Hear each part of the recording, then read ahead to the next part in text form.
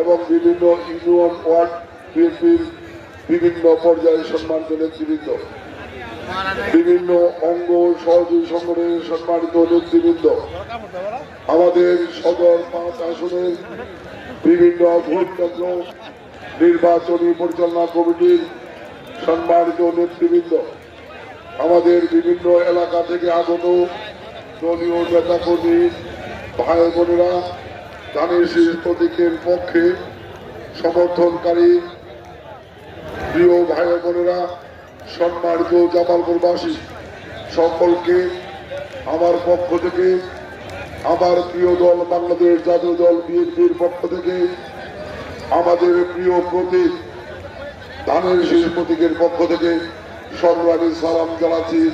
আসসালামু আলাইকুম।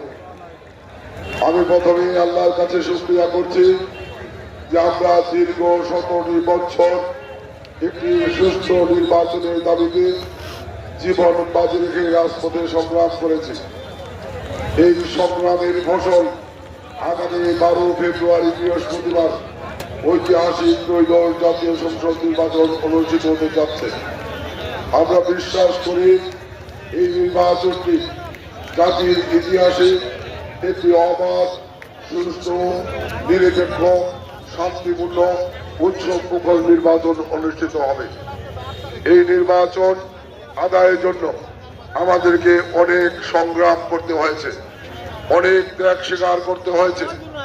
আমি আল্লাহর কাছে শুকরিয়া করি, তারপরেও আমরা এই জাতির মানুষ 17 বছরের যে নির্বাচনের জন্য অধীর আগ্রহ